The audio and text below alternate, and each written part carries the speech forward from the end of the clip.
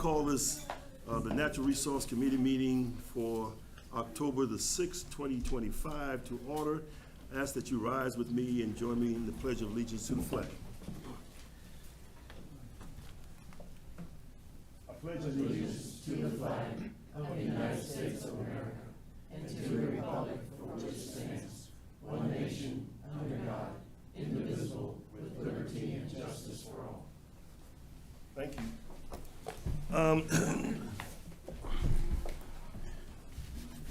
The statement of compliance with freedom of information, has it been sent out? Yes, sir. And okay, notified, everybody's been notified. Yes, sir. The chair will now entertain a motion to approve the agenda as outlined. I will move to approve the agenda. Mr. Passerman, is there a Second. second? Mr. Dawson, any questions? Those in favor, please indicate by raising your hand. It is unanimous, thank you. And also the meeting of September the 2nd, 2025. The chair will entertain a motion.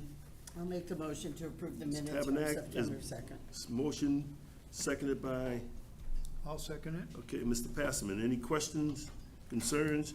All those in favor, please indicate by raising your hand. It is unanimous. Thank you.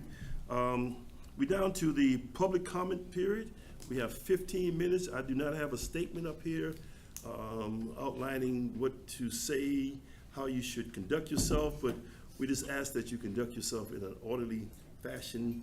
So we now opening the public comments to anybody who wants to. Are there anybody? No, sir. Okay. Seeing nobody moving, we're gonna move to public comments. Yeah. Okay, we're down to the Assistant County Administrator report. I'm gonna call Mr. Davis, Mark Davis, to come forward. He's gonna give us an update of the Green Space Program. Thank you. Good afternoon, everybody. Good Pass these afternoon. out so you have a paper copy. Just a quick update here, provide some Thank you, sir. Okay. information. You all have seen this before, this is just the latest update that we try to keep updated. Shane's gonna do the agenda item. This is the And assistant. they'll send us electronically too? We have it electronically, and we can provide it electronically. Okay. I don't say paper.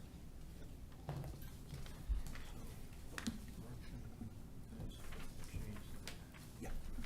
He's gonna- so do this too. Yeah, he's gonna do it. I'm sorry, sir, go ahead. Just wait right now. So this is a document you all have seen, and you can see it's up on the screen as well. We can provide it electronically. You just let us know what you need, and we can provide those documents. We try to keep this updated once a month, and we provide it to our committee members as a part of their meeting to keep them updated so they can kind of see where projects are, how they're moving along, what's been funded. So everybody's informed, and everybody can have the best information at that time. Now, I'm not going to necessarily go into all the projects for the purposes of time, but I can answer any questions if anybody has any questions specifically about projects. But overall, in a summary, we have 17 active projects. 6 have been funded, and if you turn it over, it's a 2-sheeter. So you can kind of see, if I would like to kind of focus more on the funded projects portion, I would like to kind of just jump to those to show everybody kind of how that is being displayed. Is once they go, we put in the final expenditure amount. And if you look under the general comments, we highlight the grant award, which you all have in front of you every time we bring those by resolution. But we also include in there, as you know, you all approve due diligence, as you have some agenda items here tonight, that the applicants, as a part of the Green Space Program, which was put into the program, is that if they do the due diligence, they have the right to request reimbursements if they bring it to closing. So that's what that means when you see that, plus the due diligence. Sometimes we, as the county, though, have some of our own due diligence costs. So we're just trying to highlight so you can see the numbers on what that total expenditure is, because that total expenditure does go against that geographic region's allocation. So I just want to kind of highlight that general comment of how and where those numbers are coming from. And I'll take any questions on that.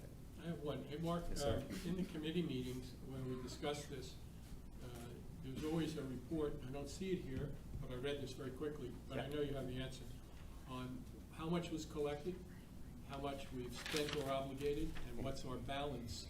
And we do that at the monthly meeting. Is it on, oh, you have another thing? Okay. Well, I just didn't, that was Is that, you want me to go into that now, or do we No, want no, to jump off let's see of if this? there's any questions on this, and Okay. then if you have that, then I'll ask the question again.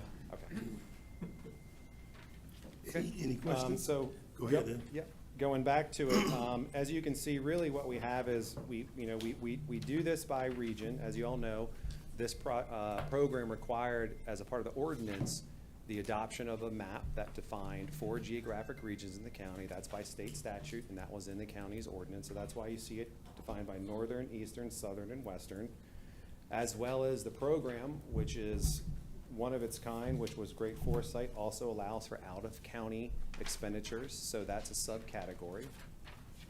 And then we also like to help the Green Space Advisory Committee know what's been approved by you all by due diligence, and then what's a new application. So for example, tonight you have 2 new applications in front of you that we received at our last quarter, which went to the Green Space Advisory Committee's last meeting, which they made a recommendation for. Those 2 are in front of you for due diligence and negotiations consideration. Upon approving that, that's when they go from a new application status to assignments to one of the geographic regions. So we wait to your all's approval, and that's just kind of our cadence, and that's how we kind of organize it and stay organized as staff. So we completely can show what's in there and what's a new application. And unless anybody has any specific questions on any particular projects, I could go into some of the funding information that Mr. McCollum was just referring to. No. Okay? Any questions? Move on, Mr. Davis. Yep. Okay. So, again, this was what Mr. McCollum was referring to. This is what we call the one-pager. It's just a quick summary. Again, we can provide this. All you have to do is ask for it. We provide this to the Green Space Advisory Committee to help them, keep them updated, to understand what money has kind of been spent, what we have, and then what our project fund balance is. So in summary, we have approximate funding. If everything on that sheet you see was funded, and just in quick time, we would still have approximately $75 million. That doesn't necessarily include, though, the new applications you have in front of you, because we never really know necessarily how those might work, but we do kind of capture those. Current project funding that we have closed, we've expended about a little over $15 million. In our fund balance, we have approximately $108 million. And then in between that, we have 2 categories of whether it's a project in some sort of one of those phases of project development. And then once you all approve an actual by resolution expenditure, we move it to an allocated fund. Because we're not gonna, ourselves or the committee don't view it as allocated until you all have approved it by resolution. So we kind of keep those 2 categories as projects are moving along. So our last update, when you all approved Buck Field and Buck Walter at your last council meeting, that went to an allocated status. And I'll answer any questions on that if anybody has any. Any question? No. I think, Mark, you're doing well. Well, thank you, And, sir. And I. Would Mike's Mr. working on it, Mashane yeah. like to comment on anything thus far? Well, Mr. Chairman, would you like to go ahead and run into, because it'll tie right into your next agenda item? I don't see why not, because we'll be closing out well, that's, you and then introducing you, so, yes, sir, go ahead. You're moving us right along, and I appreciate that. Well, thank you, Mr. Chairman. For the record, I'm Mike McShane. I have the privilege of serving as your chairman of your Green Space Advisory Committee. And I'm a resident of Charleston County, but glad to be here as often as I can to help this council do these projects. You have before you, Mr. Chairman, request by the committee by recommendation to fund due diligence. As you recall, this is just the initial step. Does not commit us to go beyond other than the due diligence. The first one is the conservation easement on a track in District 1, Mr. Dawson. This is in the Ace Basin, 700 plus or minus acres of conservation easement land surrounded by properties that are under conservation easement. So there's a lot of interest in seeing that synergy of continuing conservation. Yes, sir. Mr. Chairman, Yes, in order to do this properly, I would like to make the motion Appreciate that that. we approve item 8A the recommendation for due diligence. I'll second it. Okay, and that's for Now we can both discuss. parcels? Yes, sir. Okay, just want to make sure. Thank you, sir. Go ahead, Mr. Shane, yes. Thank you, We got Mr. a Chairman. motion Thank on you, the Mr. floor. Passman, for keeping us straight on that. This likely will see some additional funding, including some bargain sale program from the ownership of that property. And we ask for approval to be able to bring back to you then our final recommendation on how to move forward on this with values that would be respectful of that. Okay, any question on Cotton I have- Hope? Yes, ma'am, go ahead. Where is Cotton Hope? Is it in relation to Cotton Hall? Not, it's in the same council district area, but it's actually on the Cumbie River where Cotton, they've similar name. Cotton Hall, which is now your county facility, is on Highway 17 on a different water base. This is actually on the Wimby Creek in the Cumbie River. So there's Where? probably, would you say, Mr. Dawson, several miles different separation between the two tracks. So where is it? Seven The miles. upper left There. corner, Northern there's Beaufort on the County. inset, it gives you a location within the county, where the star is. You've got a boat landing right below that off the Wimby Road. Mark, can you point that out where the boat landing is, right there on Wimby Landing Road? That needs repair. So is this somebody selling their land to, This is conservation. It's a easement. conservation easement, so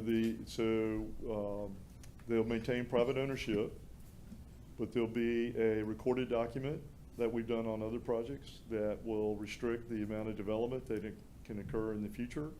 So it sets that who in owns this perpetuity. property? Can I ask that question? The current owner is the Sanford family. Sanford, as in Mark Sanford? Yes, ma'am. Oh. I know where it is, that's what it is. Thank you. But we also, just last year, I can't remember the name of it, put in, conservation 2,600 acres, right there, okay. Well, this was the Essex Farms, well, that's the project. Yeah. Projects that have closed, that's on your sheet, this is just a little bit that. Yeah, okay, go ahead. This is a great illustration of balancing the conservation work. So the value on a per acre basis, when it's a conservation easement, is much more efficient than a fee simple. So your ownership retains private, the public benefit being that we know definitively in that neighborhood what the development could be. Therefore, we know with certainty what are the infrastructure support that the county would actually have to play versus trying to acquire it, which at times is right, like Cotton Hall, where you have full public access. So there's a balance in there, and that's where we're taking the values that you produce through green space to really leverage that so you have a bigger impact across the whole county. And this is a good example today because you have one that is fee simple and one that is conservation easement. Any other question on Cotton Mr. Hope? McPhee? Yes, sir. I applaud you for the efforts that you're making with the green space and your conservation easements. Does this property have any access for public access to it?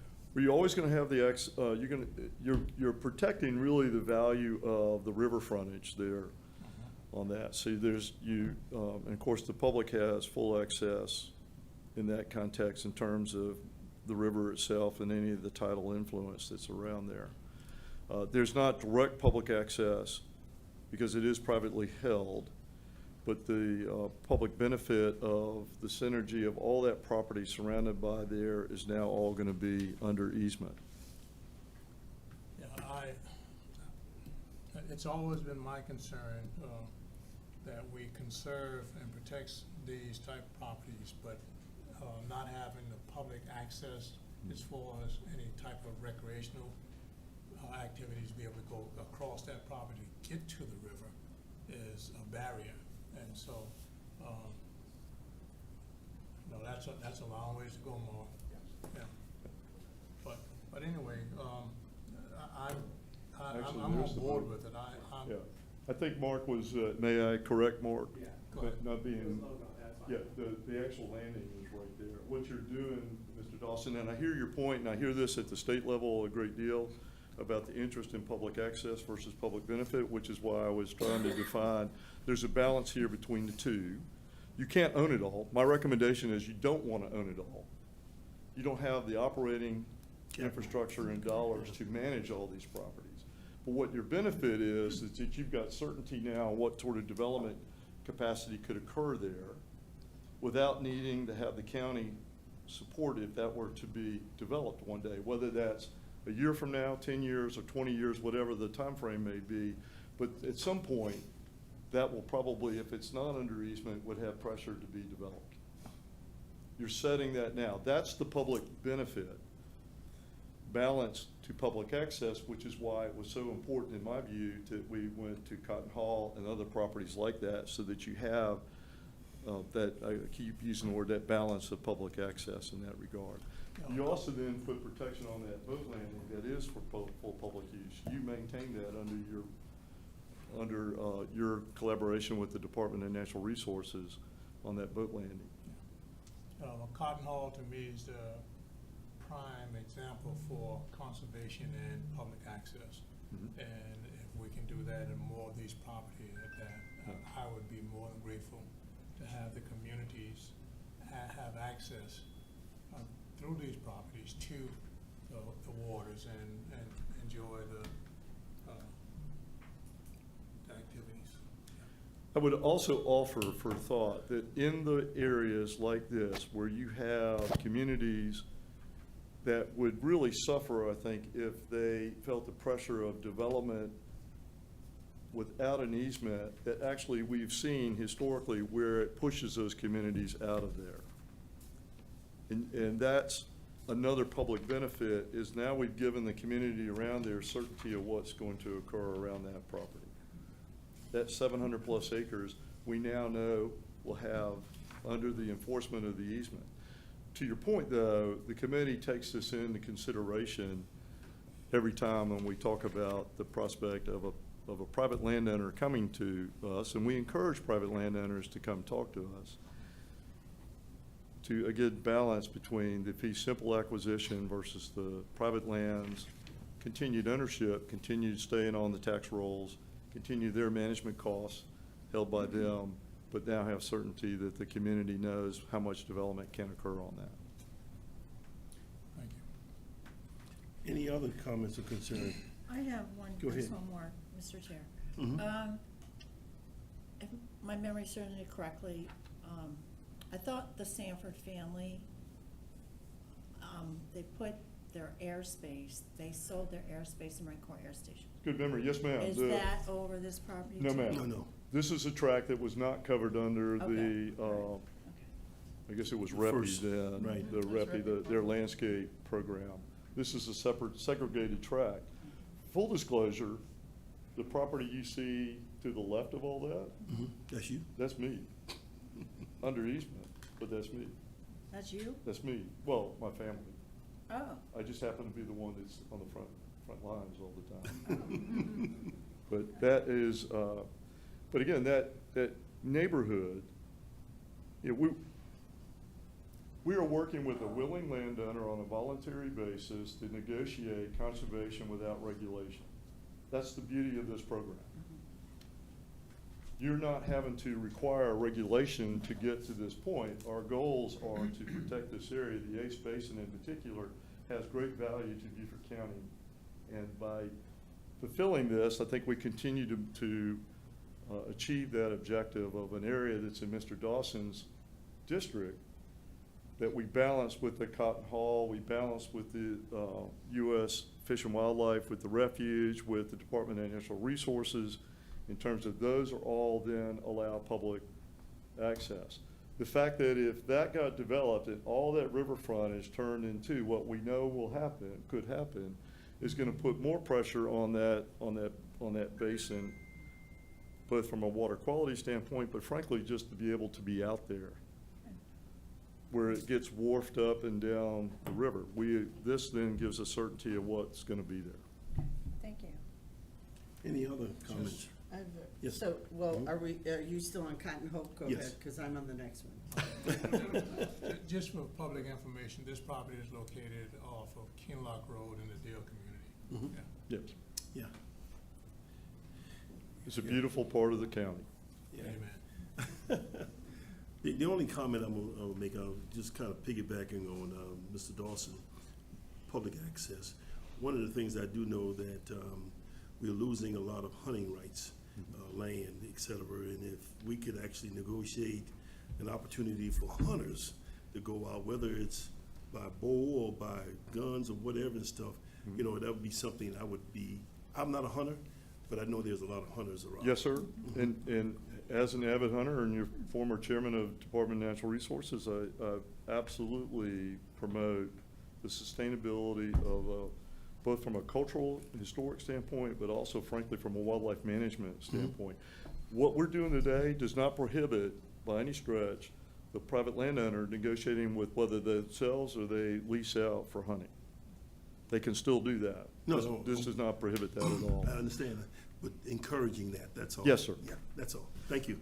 Just if I may, just to reaffirm, the committee really looks at this in terms of our scoring opportunity about both the public access, Yeah. meaning public ownership, to private lands, but public benefit. So that's reflected in the score.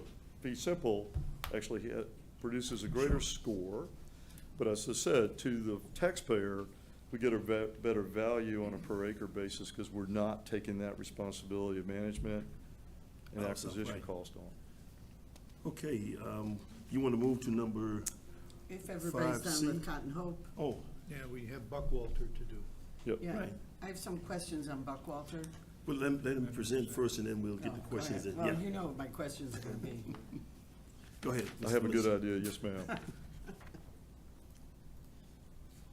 If I could, I'll just wait for the map to come up, because I think it speaks clearly what we're doing today. So as you recall, we recently came and spoke and got approval on the recommendation for the town to grant the town of Bluffton the acquisition of parcels 5A and parcel 5B.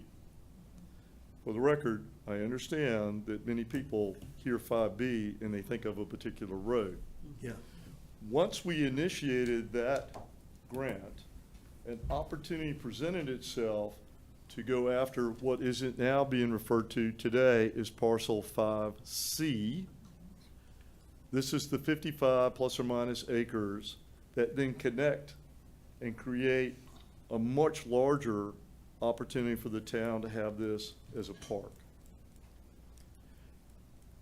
To be clear, the town has always had an easement for a road commonly called 5B.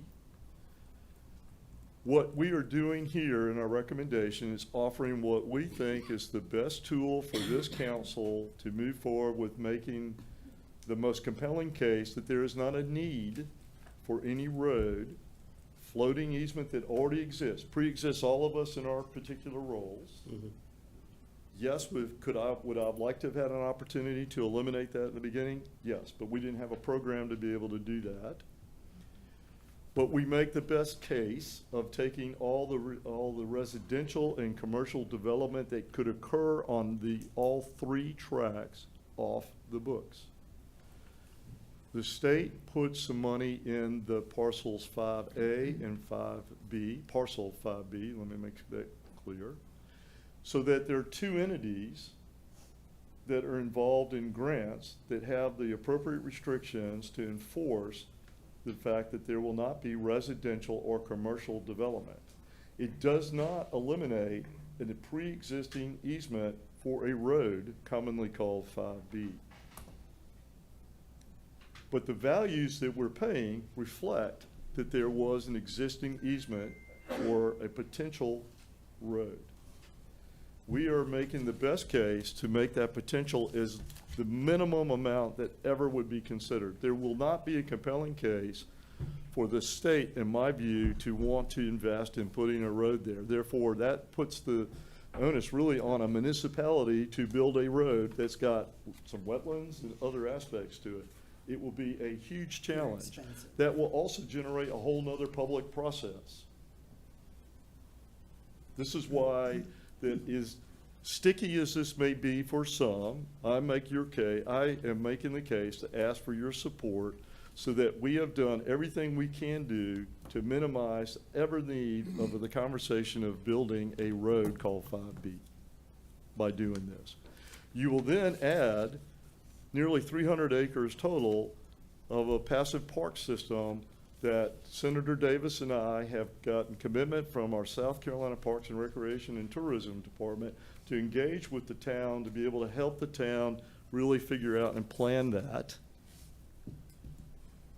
So this community, 10 years from now, frankly, 50 years from now, when no one is even thinking about a road 5B, all they're gonna remember is that there's nearly 300 acres right there that has been permanently protected under this program.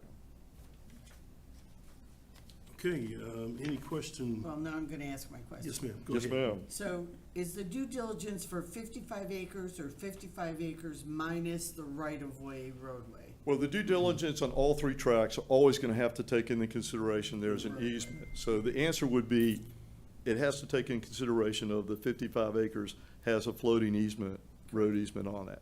But that due diligence will reflect that. So, if the town keeps the right-of-way like you're talking about, does that impact our goals for green space or preservation? How's that work into that for us? I'm gonna answer it in maybe a little reverse way. If the town decided one day to pursue building the road, then they would have impacts on all the infrastructure that's been put in place, and they'll have to mitigate for that, not to mention the mitigation they would have to do on any of the wetland impacts, et cetera, that might be there. So they would have to go through that whole process.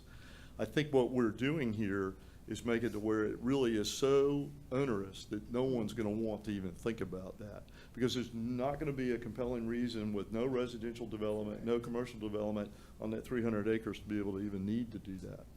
I think it's very exciting you're coming with parcel 5C Correct. to close the loop we Yeah, talked for the about. record, some of us went really press, I think Felicia is here from the town, would Yes, say, yes. I put a full court press cornered in this, well, I guess it was in that room, saying, you need to do this, you need to do this now, and if I need to call the mayor, I'm calling the mayor as soon as I walk out of here to do this. They have gone to put this out, so they are under obligation to contractually to acquire this property. If we weren't to do this, then they will still have ownership of that property with no restrictions, no oversight on that. What I'm trying to do is get them the ownership, but with the county and the state having some oversight with the grants. Well, like I said, I think it's exciting you're doing the 5C parcel, so that closes the loop. And I know I asked last time, but just to reiterate for public who may be watching, can we restrict them on the 5B roadway to make it a gravel road? I think we can only encourage that because that easement already permits the type of road that they could build, but we can certainly continue to encourage that. All other pathways, walkways, et cetera, will be considered as, in terms of pervious type surface that would be there to minimize the impervious runoff that would occur. This is, to think about what y'all are gonna be able to do here, had you not had green space, we wouldn't even be having this conversation, quite frankly. Just wouldn't exist. And I know this project splits between, I think I have this right, Mr. Cunningham and Mrs. Right. Brown's district. There, just wouldn't exist. So we wouldn't even really have the opportunity to negotiate. But we got a willing landowner to voluntarily negotiate to do the best we can with what, in Mike's view, was probably a messy deal to begin with. And I appreciate the fact that you got a town council who's understands that and is trying to do what they can to make lemonade out of what may have not been a great scenario to begin with. And it's really good for the western region because we haven't really focused on that at all. You know, you've got a really unique situation in this county between the way that you've got heavy pressure development and therefore Yes. acreage values versus other parts of the county that still have a lot of rural character. a lot of that real character came from landowners voluntarily putting easements on their property. So I will never forget the fact that landowners who initiated that are really, the county is, in my view, indebted to them. I'm not talking about myself, I'm talking about all these other landowners who have done so, because that's what really makes Beaufort County unique. It frankly makes you I think, the first in the state. The first in the state from rural and critical lands, the first in the state to do green space. The fact that you have such a relationship with our department, I guess it's the Defense/War Department now on that. And you know, to do this, to put money in Jasper County, to do what you've done in that aspect is, the citizens of this county, whether they supported it initially or not, ought to be deeply grateful that they have a green space program today. Deeply grateful. Well, I'm excited. I'm totally in support of this because it's in the western region and it will take development out of this area. Yes. That's great. We need it. And the values you're paying for reflect that. Any other comments on, No, I want to thank Ms. Okay. Tabernack for that. okay. There's a motion on the floor. If there's no further discussion, it is to do a conservation on Cotton Hope track and to do a fee simple purchase on the Buckwalter parcel 5C. We're actually just doing the due diligence diligence. first. Due Due diligence, I'm sorry. diligence, that's it. That's right, due diligence on both. Yes. Yes, Yeah, sir. that's the terminology, yes, sir. And to be Thank you. clear, we would come back for separate actions as Yes. recommendations on how to move forward, if in fact Right. we recommend to move forward, or do we recommend not to? Okay, I saw 25,000, that's not right, to purchase. Those in favor of the motion that's on the floor, please indicate by raising the hand. Okay, it is unanimous. Mr. Shane, thank you, sir. Thank you. Any other closing comments? If I may, just Mr. Chairman, Yes, sir. Mark put up there that of about $120 million, which is what Green Space generated, Mhm.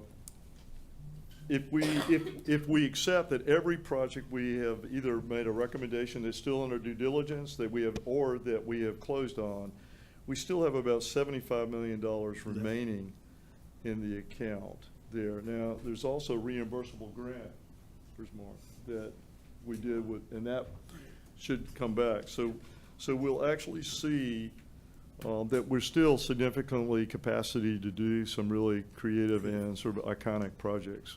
Good. I hope you feel good about the way we've been able to leverage those dollars.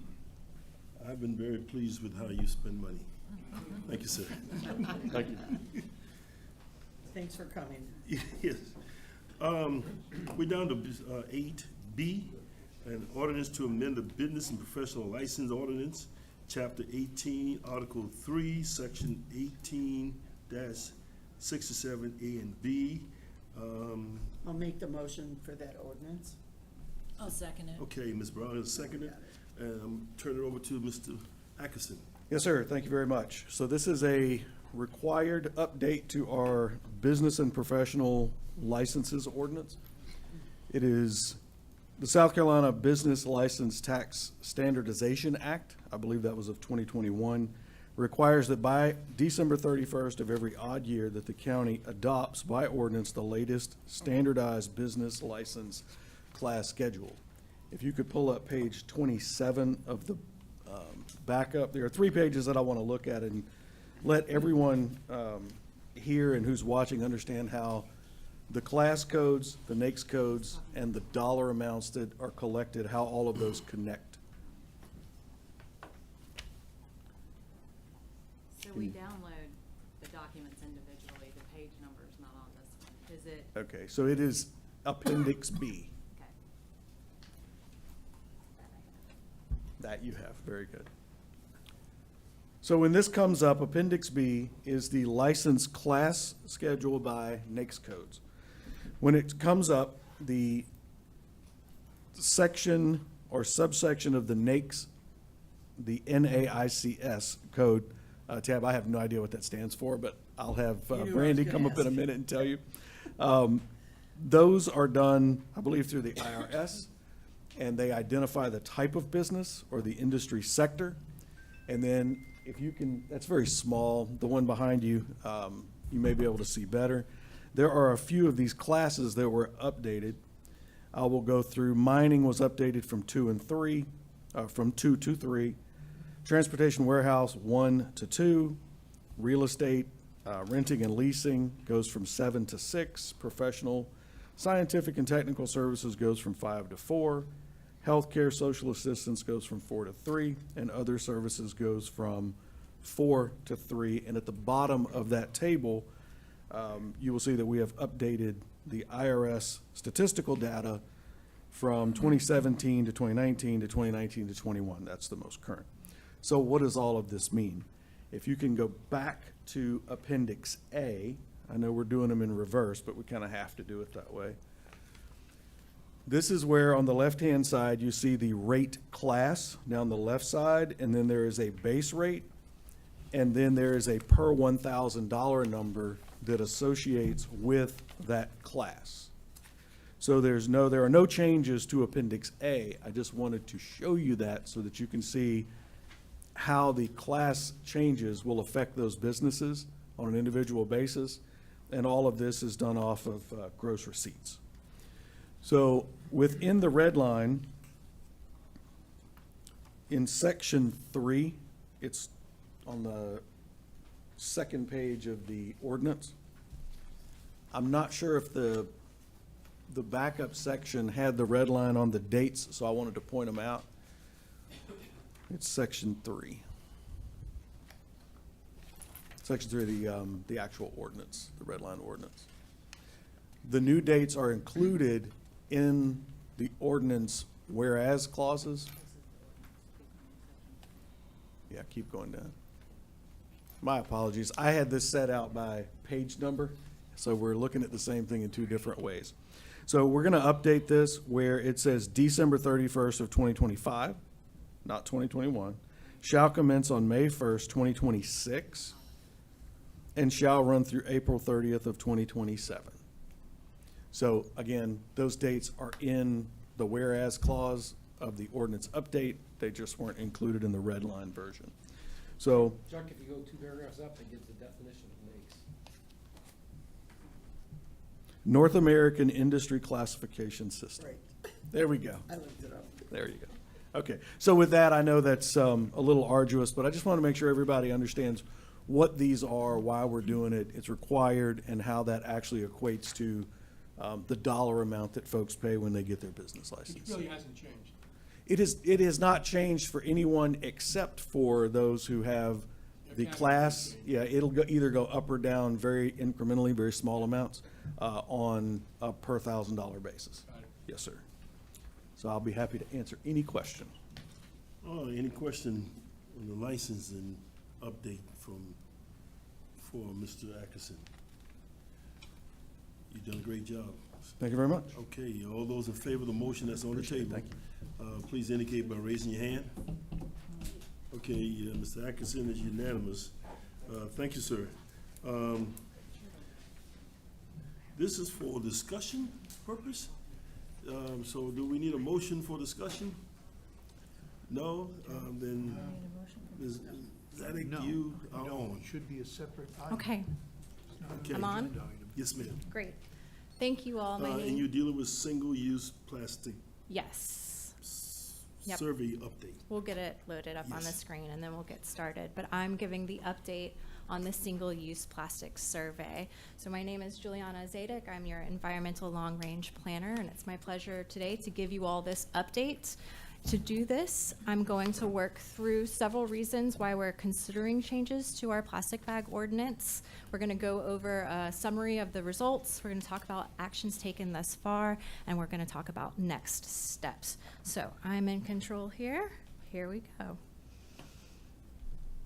There are several reasons why waste reduction is an important strategy to take here in Beaufort County and why regulating unnecessary single-use plastics is a consideration to achieve that goal. One of those is that landfills have limited space. They are not infinite resources, and siting a new landfill can be incredibly costly. And so reducing single-use plastics that are unnecessary from our waste streams can help prolong the lifetimes of our landfill. Our landfill fiscal year 24 saw from Beaufort County over 150,000 tons of municipal solid waste. Only 12% of that was recycled. Now, the 5 items that we're considering through our survey and potential future amendments are not recyclable through traditional municipal solid waste streams. So we can't improve recycling of these items where it stands today. Those items, as a reminder, are thick plastic bags, styrofoam cups and to-go containers, plastic utensils, and plastic straws. All of these efforts, if we're to move forward with regulating them, align with the goals of the state and our own county goals for waste reduction and management. So I just wanted to point that out. In addition to maybe unnecessarily filling up our landfill too quickly, we also find these items are frequent litter items that are found out in our communities. So in the first 5 months of this year, almost 200,000 pounds of litter was collected by litter crews throughout Beaufort County, which is a pretty startling number. It's not even halfway through the year. When litter is on our roadways, it of course makes its way into other critical infrastructure like our stormwater maintenance and management systems, where it can create clogs, which inhibits that system's ability to correctly process and discharge stormwater. And once out there in our marine ecosystems, it can create problems for the wildlife that we share our home with, creating entanglement and entrapment issues, causing injury or even death, as well as starvation if animals are ingesting litter instead of the food that they actually need to be ingesting. But when it comes to plastics, once they are out in that ecosystem under that hot sun or exposed to the elements of the environment, they begin to break down into really, really small pieces called microplastics. So they're virtually invisible unless you're looking through a microscope at them.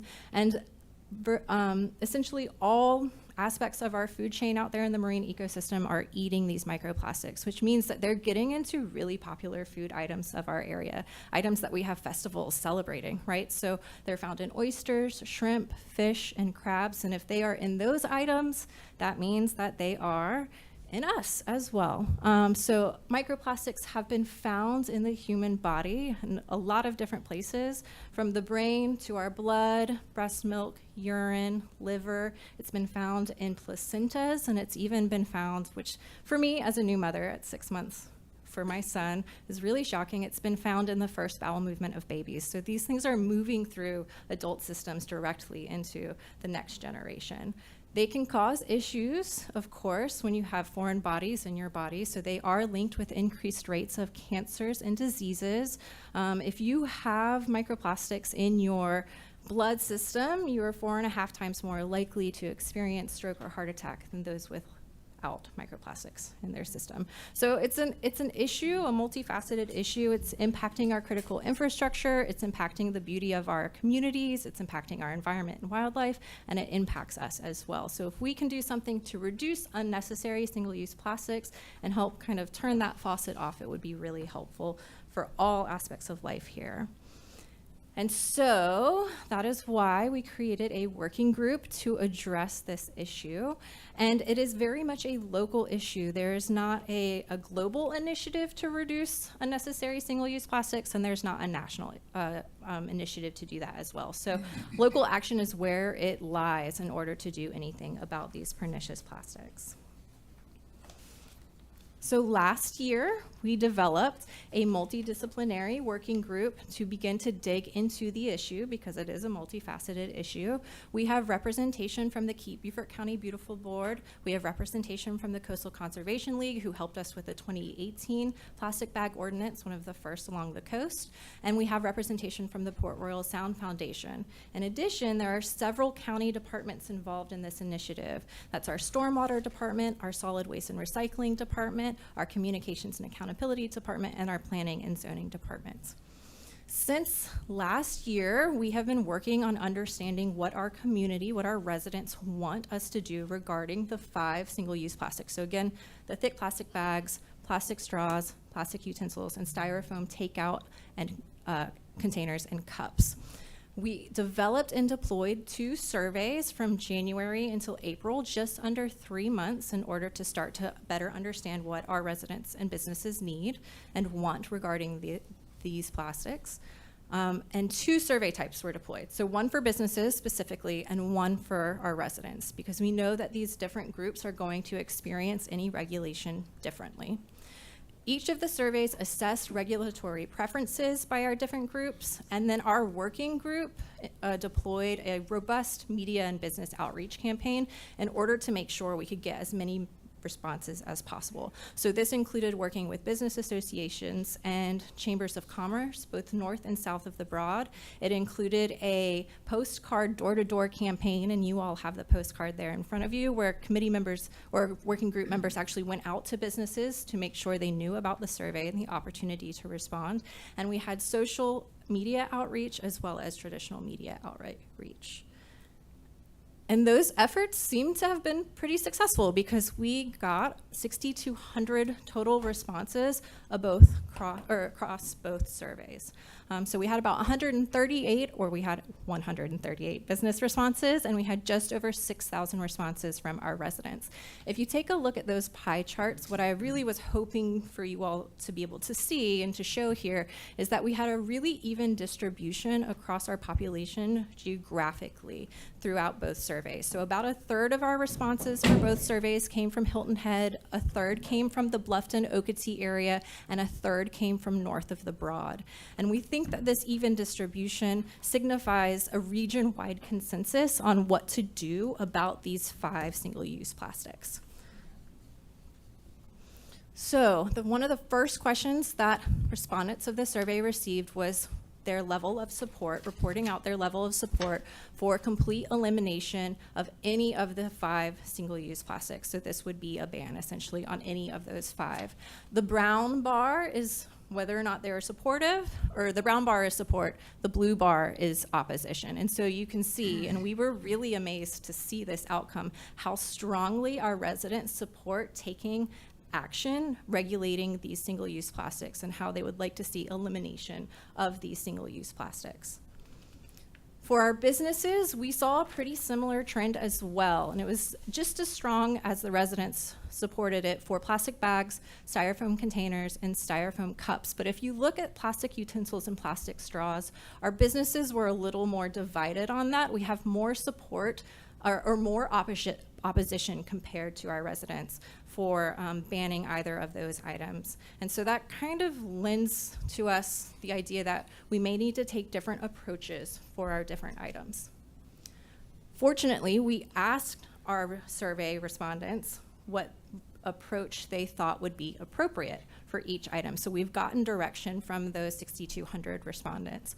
For our residents, plastic bags, styrofoam containers, and styrofoam cups all came back as a preferred ban for those items. When it came to plastic utensils and straws, we saw by request only as a more popular preference, especially with plastic utensils. Straws, it was kind of a split difference, whether or not you completely eliminate straws or you do a by request only.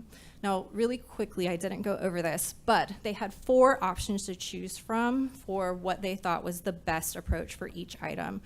One of those options was doing nothing.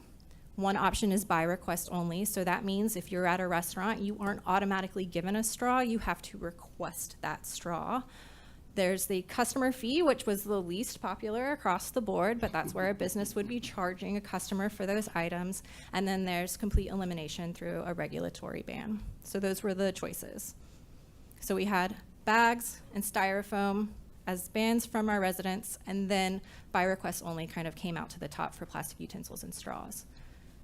And we saw very similar trends with our businesses, which was also exciting to see through our survey results. So plastic bags, styrofoam containers, and cups, strong support for eliminating those, but when it came to utensils and straws, we had a little bit more of a mixed response. For utensils, we're seeing by request only come out on top as far as our businesses are concerned.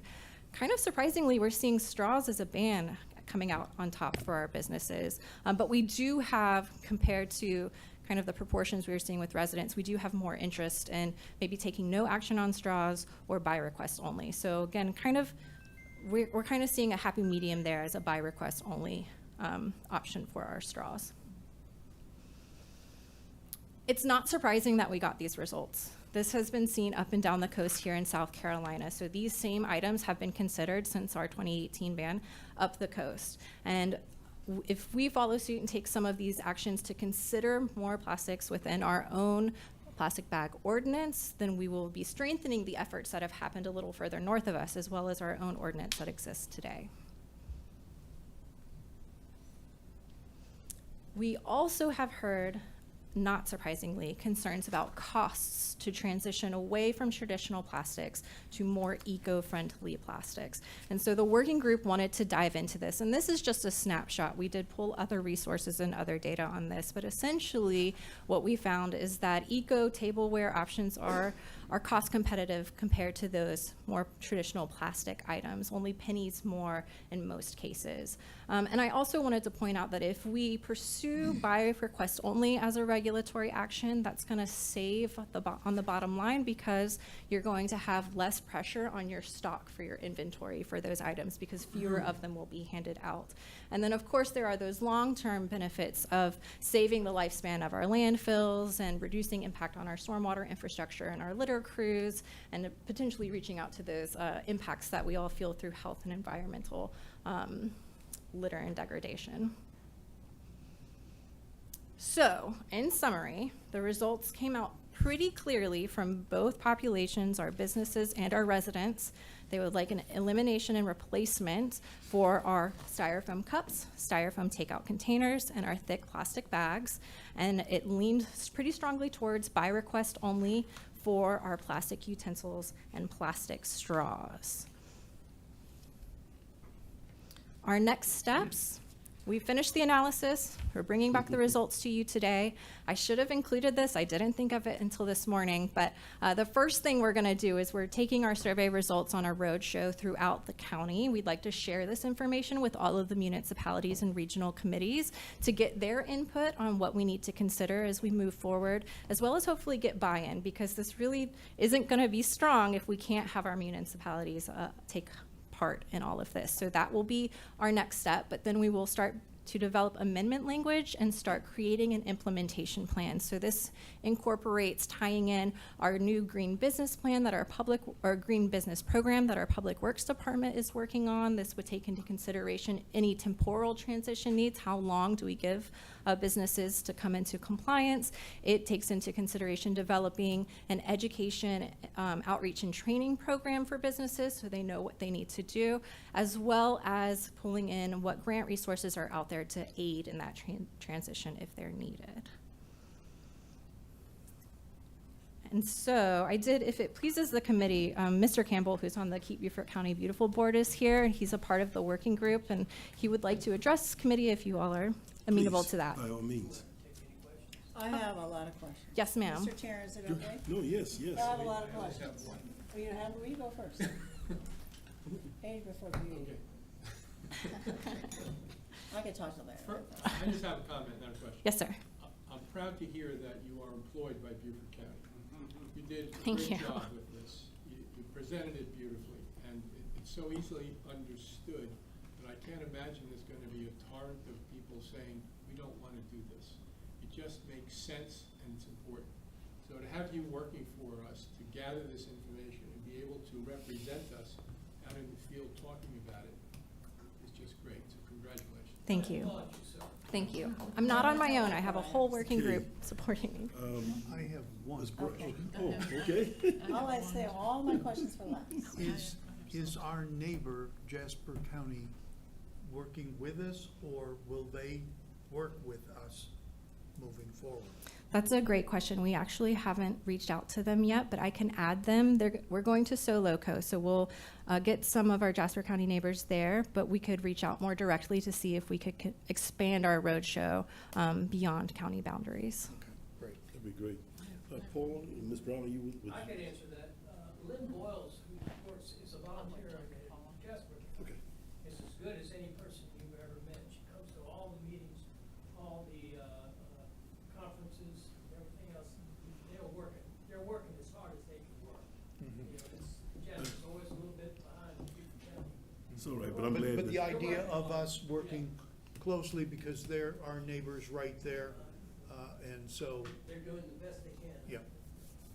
Ms. Brown, go ahead. I have a lot of questions. Yes, Go ma'am. ahead. So that was one of my first question was, you work for the county, right? Yes, ma'am.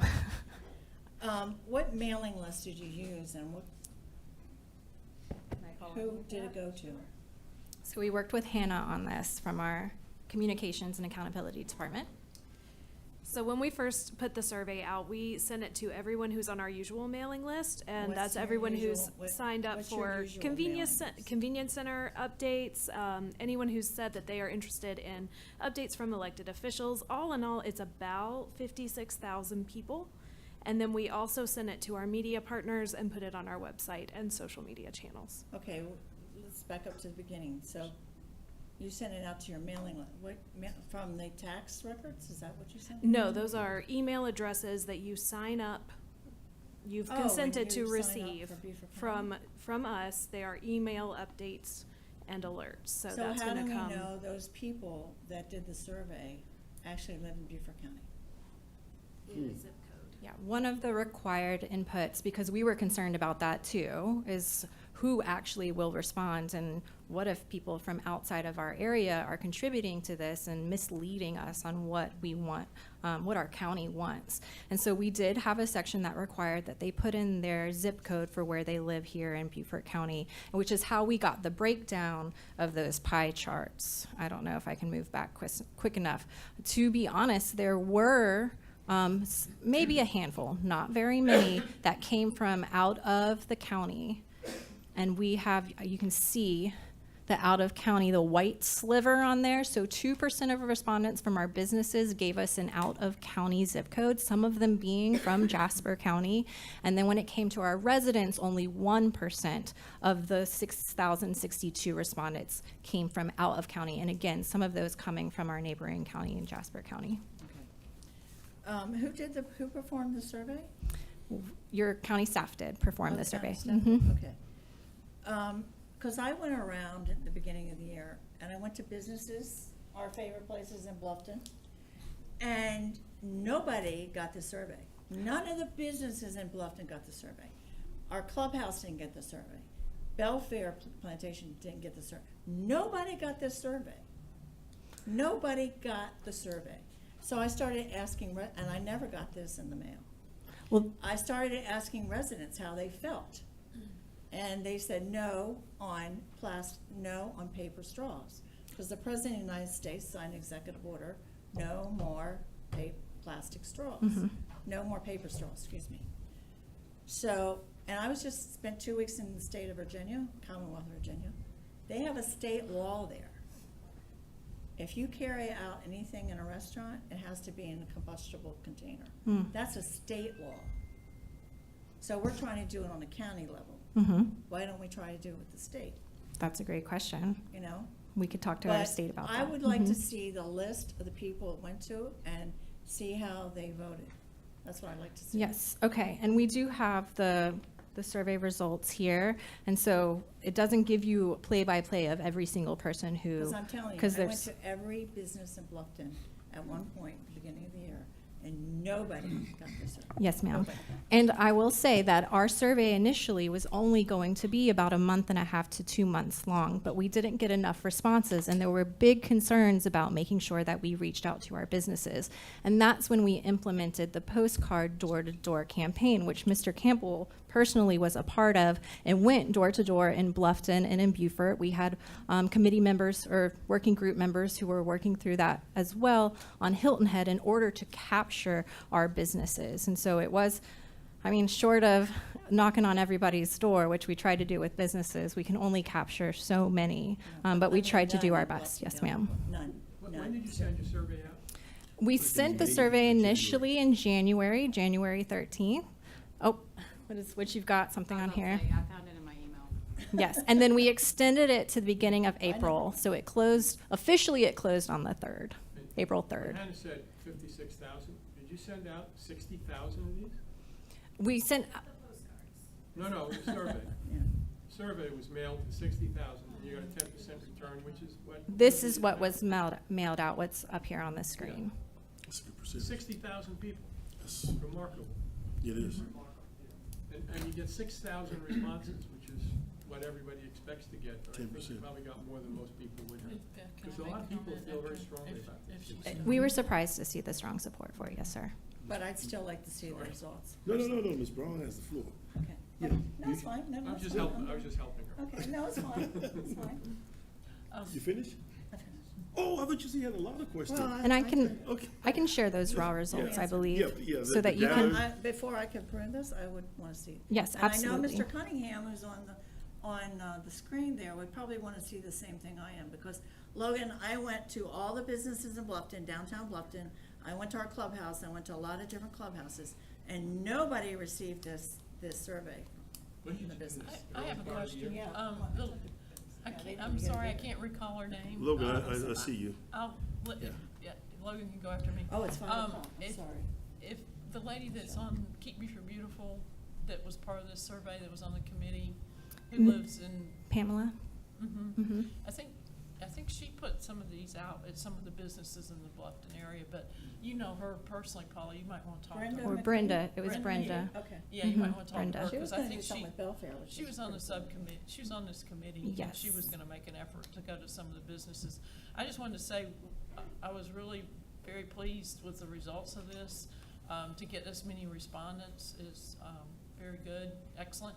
And it was a really cross-section committee, that put a lot of thought and effort into it. And the reason, just to give a history of it, when this came up to Natural Resource Committee and was sent on to revise the plastic bag ordinance, it was voted down at council, so we, taking Chuck's advice and some other people's advice, Keep Beaufort Beautiful, we sent it back to committee to do the survey so that we could see what the results were.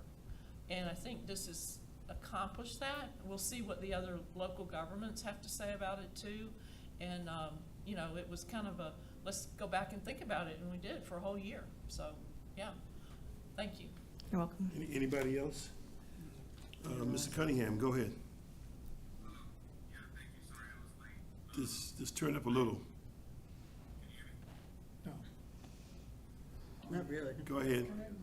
Keep talking.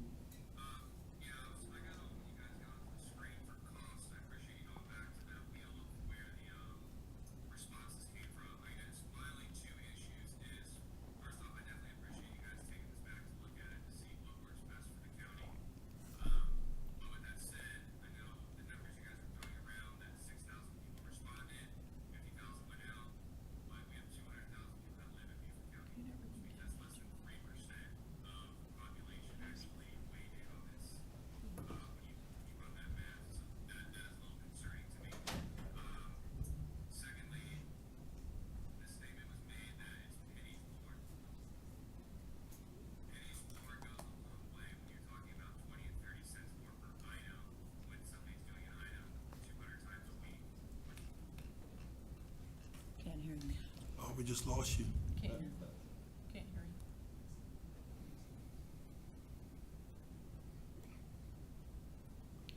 They're trying to work on the volume.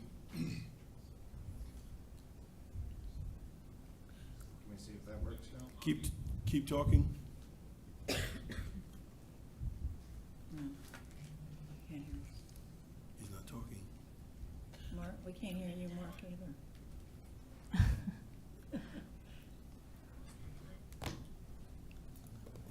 Would it be okay for me to say anything while we are working on the speaker? I have one more question, Mr. Chairman.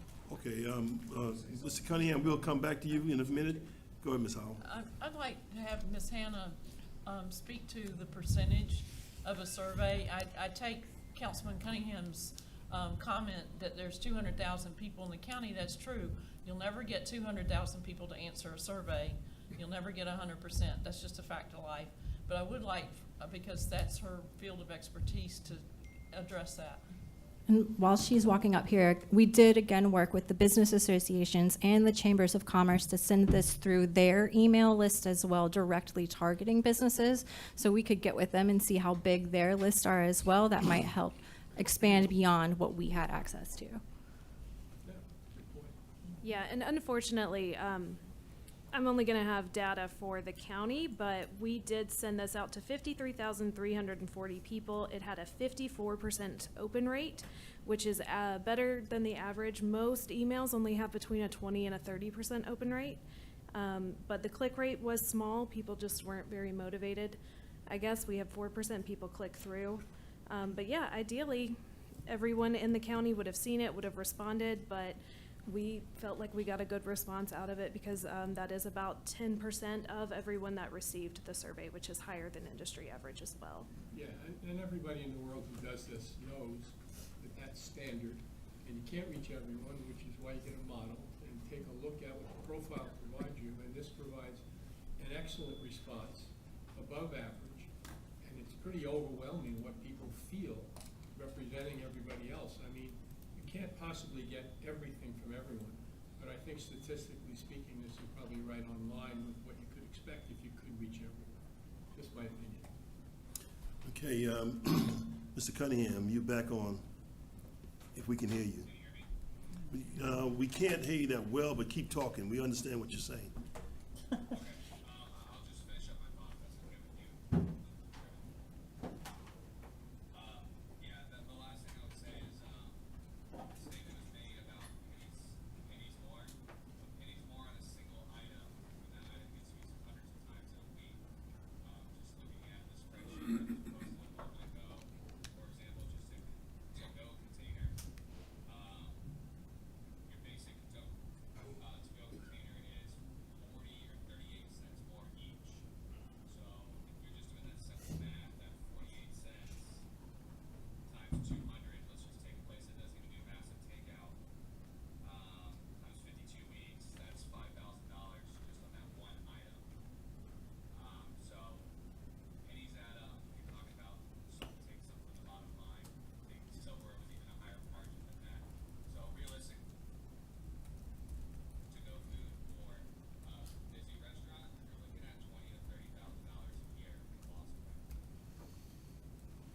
Okay, the only comment I will make, Mr. Cunningham, is this. I hope you were one of the people that fill out the survey.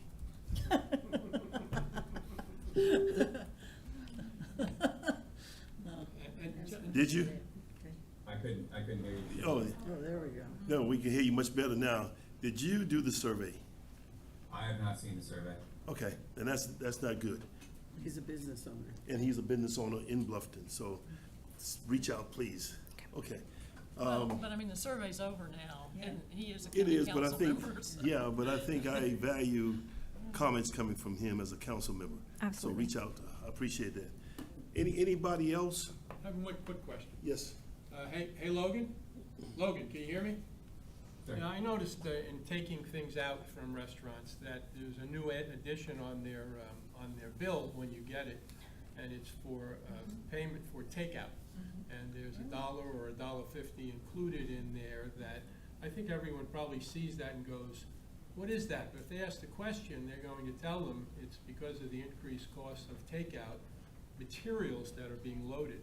So if those takeout materials become more expensive because we're doing a better job of recycling, and that's explained by people who ask that question, it may be better received and it may be not cut in so much into what the restaurants would have to be spending out of the profit they would have, but rather have the client who's taking something out absorb that cost themselves, even if it's done in a more moderate rate, you know. And I think that's something we'd have to work on going forward, because as you point out, it's not really fair to put that extra burden on working businesses, particularly small businesses who would have that extra expense.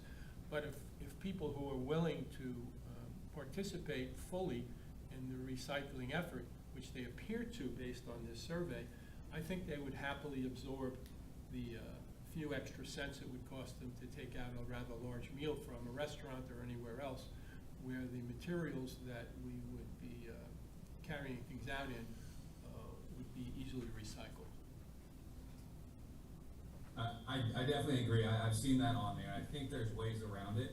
I can tell you people will pay for convenience, but there's a lot of other layers that go to that. For example, most people don't realize DoorDash takes 20% of a ticket before it even touches the restaurant.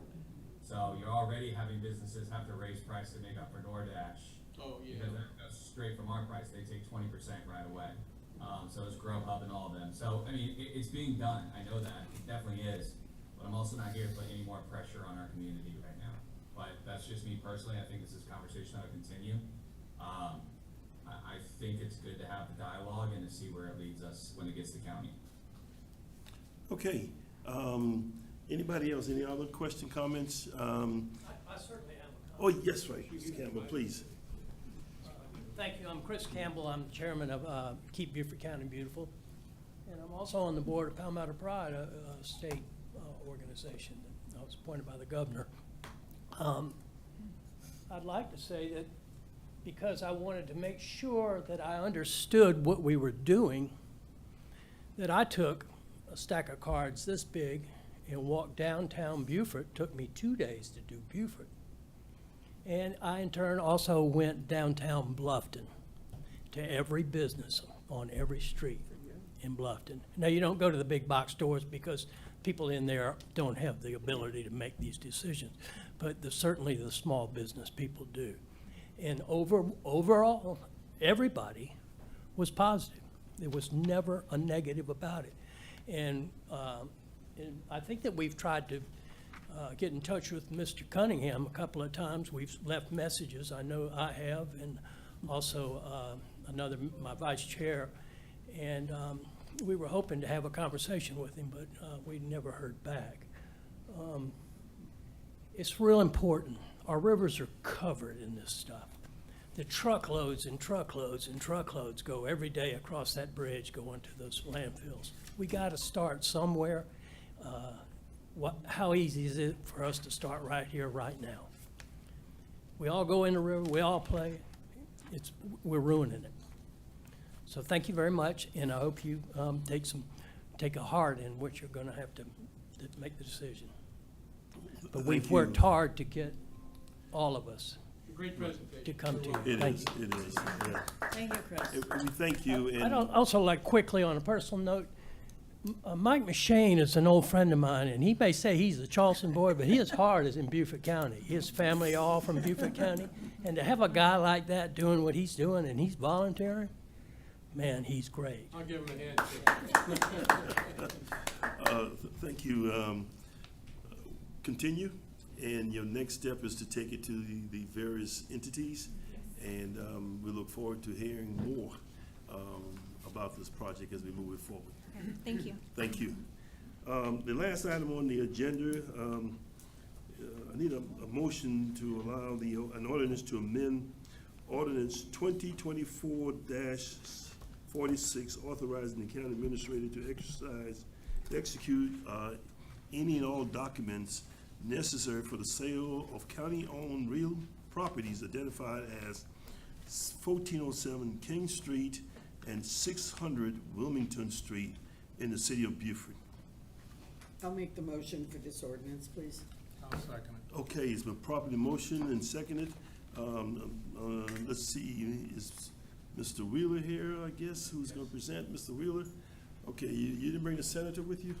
He had another obligation at the state level that kept him from today. Do you have my presentation? Professor Richardson's been Hmm. here? Mr. Wheeler, this project has been, in the making before the pandemic, wasn't it? 7 years. Okay, keep going. 7 years, so. Yes. So I've put together a brief. Who did you email it to? Emailed it to you this morning. You have a jump drive? We do. A man who come prepared. Actually, my son is my business partner, and he is the tech guy, so he said, don't go down there without a jump drive. So we'll give him the credit. He must have been an Eagle Scout. Well, let me just start where we're bringing it. Thank you for the opportunity. This journey started in 2018 when we began the process of purchasing the old Beaufort City Jail and to do a historic renovation with that property. Prior to us doing that, Beaufort commissioned a housing market study needs also in 2018, and it identified 4 clear areas that you wanted to pursue. One was to support affordable rental housing for lower, moderate income households. One was to encourage the development of for-sale housing to moderate and high-income households. One was to support residential development of a product that will appeal to millennials and young professionals, and one that would support adaptive reuse of existing vacant or unused structure for residential purposes. The property that we purchased was on King Street.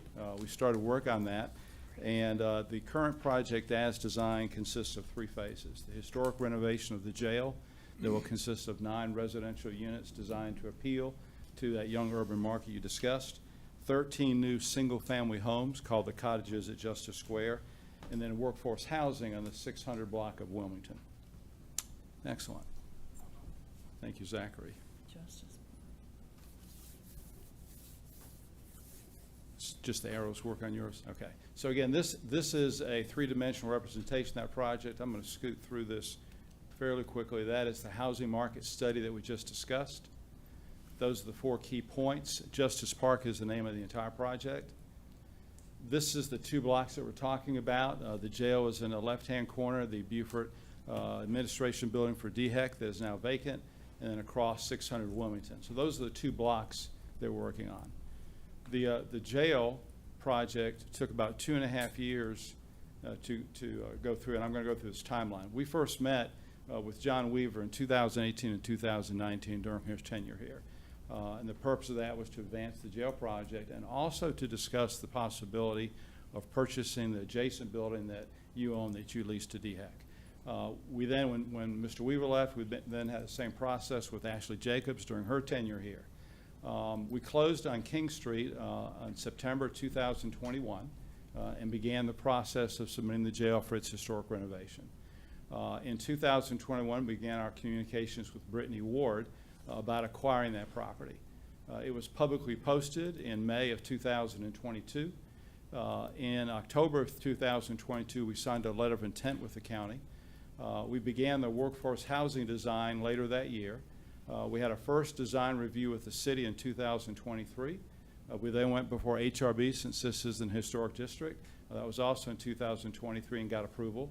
We actually signed the purchase and sale agreement with the county in February 16th of 2024.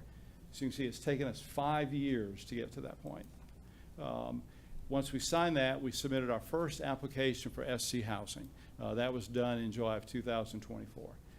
While on a boat somewhere in the Virgin Islands, I got a phone call from Ms. Ward that we had discovered an old environmental issue, an oil tank in the upper left-hand corner of 600 Wilmington that had been removed, but the remediation agreement with DHEC had never been signed.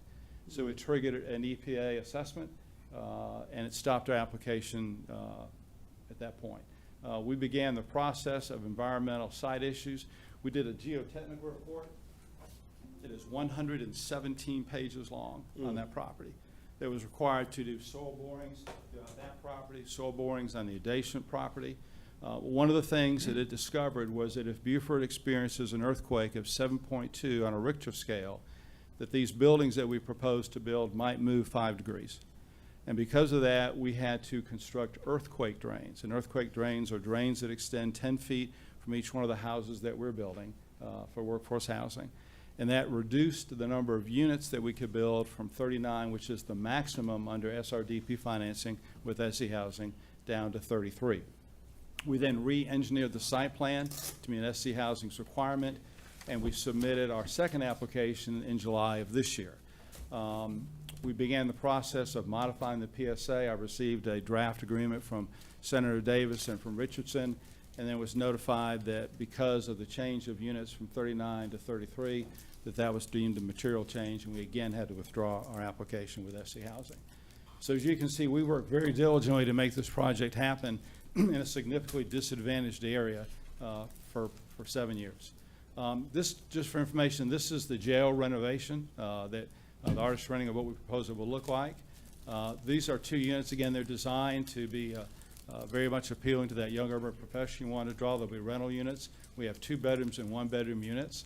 We're able to work through with both the Archives and History and National Park Service and the city to maintain how we could deal with the bars on the windows. Jails have bars. Health engineers don't like bars on windows, so we reached an agreement to hinge the jail bars and preserve those. So we're excited about that. We started doing the roof about a month ago, and the remediation on this was over $400,000 to get rid of the asbestos and the lead paint and other goods. Just a quick outline on the contract negotiations. We actually had appraisals done. We did an appraisal. The county did an appraisal. We reached a letter of intent. It was then determined it had to go to open bid. It went to open bid.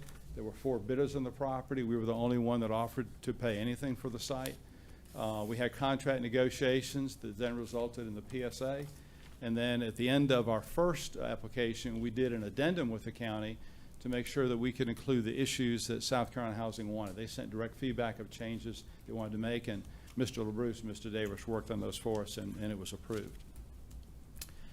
This is how the project was initially designed. You can see the jail in the lower left. You can see the 13 homes we're going to build on the King Street block, and you see the original design with 39 units on the Wilmington block. Because of the because of the earthquake drains, we had to reduce the number of units, and this is the new design. So it actually went down from 39 to 33. This is just an example for information because some of you weren't part of the original approval process. This is not a typical workforce housing. This is not an institutional build. This is not an apartment complex. The exact same materials that are going in the homes that we'll sell on the King Street site are the exact same materials that are going to these workforce housing units. The roof, the hardy plank siding, 9-foot ceilings, the windows, everything is exactly the same.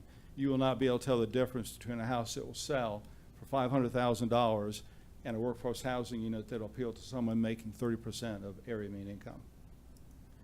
The South Carolina approval process is a significant labor of love. You have to have complete architectural drawings. You have to have complete engineering drawings. You have to do a market study. You hire a construction consultant that, from their approved list. You then do phase 1 and phase 2 environmental reports, and in our case, the geotechnical report. And then the issue of site control, which is the contract that we have with the county, comes into play. Mr. Wheeler, Sir. I'm sorry to interrupt you. I need to leave, but you're in good hand with Mr. McAllen. Thank you. Okay. Appreciate it. Thank you, sir. So just as an example, the rental breakdown for the workforce housing, the Beaufort AMI as of last report was $75,000. The contract that we have with the county requires us to do nothing more than be less than 100% of AMI.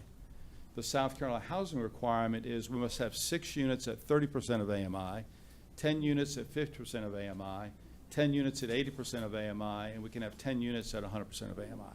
So you can see there's some differences in requirements there. We put together, we thought, an exceptionally good project team. Garvin Design, Allison Ramsey Architects, Caroline Engineering, Hill Construction, Terracom did our engineering report, Axios Consulting, Bowen Research, Josh Brown and Deco has done all the demolition. To date, we have spent $1,367,200 of our money on this project. That's the land that we've purchased, that's architectural costs, engineering costs, the environmental testing, environmental remediation, the market studies, the required consultants by SC Housing, legal fees. So to date, $1,367,200. And I share that with you to hopefully establish the seriousness and the commitment that we have to making this project work. The issues that we've struggled with have been design conflicts between HRB and HUD and SC Housing. For example, there's very specific design requirements in the historic district. You have to be 18 inches above grade. SC Housing, you have to be 24 inches above grade. We cannot use any wood products at all. So we have to use different types of products such as hardy plank in the exterior. The exposed rafters is an example. But we worked through all those and finally came up with a design that meets both SC Housing and HRB. We had the environmental issue with the county site that required us to do the expanded environmental studies. We had some technical and consulting, and then of course our earthquake drains that caused the units to go through. Where we are at this point, just so you're aware, and again, our hope is that we can get the ordinance approved to go ahead and make the final changes to the PSA. We've begun construction on the jail because that's not contingent on any of the conditions in the contract. We do need to update the PSA with the county to meet SC Housing requirements. Prior to this being brought to a halt, Mr. Bruce and Mr. Davis had come up with an agreement that we thought met that. We've talked with SC Housing. They've agreed to review the purchase and sale agreement to make sure It's in full compliance with their requirements. We would then go through with acquisition and the remediation funding. We feel at this point, because there has been a change, we do want to go back to HRB. We've been told by the city we do not need to, but we want to take the initiative and do that. We would like to then start the cottages, and then the soonest that we can resubmit to SC Housing is going to be June of next year. Their workshop will start in January. They said for public documentation by February, March. We can submit our applications. Usually the date's late May or late June. They announce preliminary scoring in August. You get preliminary awards in October. And if everything went well and we were fortunate enough to get awarded, we could start construction in 2027, which is one of the reasons why we're coming before you asking for those contracts for both the old site and the new site to be separated. So here's a request that we're making. Number one, we want to make sure that the purchase and sale agreement conforms to all SC Housing requirements. Two attorneys have done that. We believe it meets those standards, and again, in our conversation with SC Housing last week, they've agreed to review it to make sure it's consistent. Second thing, we'd like to separate and disconnect the closing of each site. We have held off doing the cottages on our property because the economies of scale of engineering one site.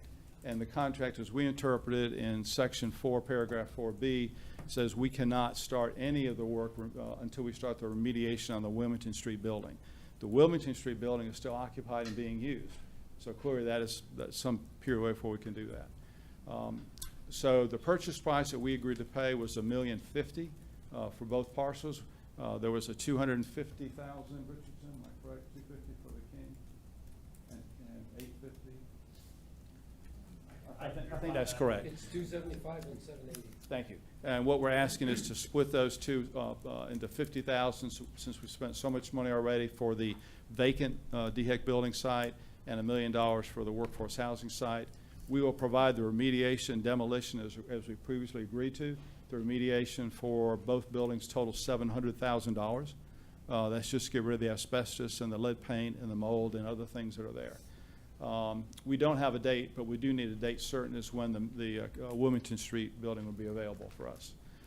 We'd like to have your permission to allow us to move forward with the demolition infrastructure on all 7 cottages on the King Street site to go with the 6 that we have on our site. And as again, we've already worked 4 years on that. 6 of the 13 homes are on our property. It will save us a lot of money on engineering. And frankly, one of the things that we got penalized for in our scoring for application was the fact the jail was not done and the DHEC building needs demolition. So we've come before you, hopefully demonstrating good faith for almost 7 years, having spent well over $1 million of our money to make this project reality. We believe in this project. I'm 73 years old. One of the things that's funny is SC Housing loans are forgivable loans. It'll be 20 years. So I'll be long gone when this is done. But we think this enables us to do something that you don't see done very often in inner cities, that you take an area that you refurbish old commercial structures that need to be demolished and remediated, and you combine housing designed for young urban professionals with that design for workforce housing with owner-occupied homes for sale. That's a pretty amazing project. So we would ask your consideration in the request that we have made. And I have the obligatory question slide. Right. Any questions? No? Comments? No? Observations? I'll, in the absence, oh, go ahead, sorry. Oh, I would like to make a comment. I think we should support it, and I heard all the details when you met with us privately, but 7 years in the making, it, to me, is atrocious, and I get it, and you've spent a lot of money, but this will benefit people. So I'm in favor of granting the change, but that's just me. Well, I appreciate it. Just for the record, we've also been contacted by 2 other cities that want to do exactly the same thing. One in Hartsville and one was in Georgetown. This is our focus. We need to make this happen. Yeah. I don't have a question. I'll just make a comment. I applaud you for your steadfastness on this matter. It's hard to imagine. We keep hearing about opportunities for affordable housing, and in the early stages, it always appears so great. And then people get discouraged and it goes up in smoke. But you haven't abandoned us, and I applaud you again for sticking to this. It looks like a great project, and I also support it. And I hope that the vote that we take here tonight will allow you to proceed, but we shall see. Thanks, sir. Anyone else, any observations at all before the vote? Well, before you vote, we Sorry. brought Richardson LaBruce here. We got what? Richardson LaBruce is here. Yeah. He's the attorney advising counsel on this. You should hear from him Okay, because the amendments to the contract are in place. okay. Good afternoon, good evening, members of the Natural Resources Committee. As Mr. Holbert mentioned, my name is Richardson LaBruce. I'm with Finger Melnick, Brooks, and LaBruce in Hilton Head. I've been working on this project on behalf of the county for a number of years.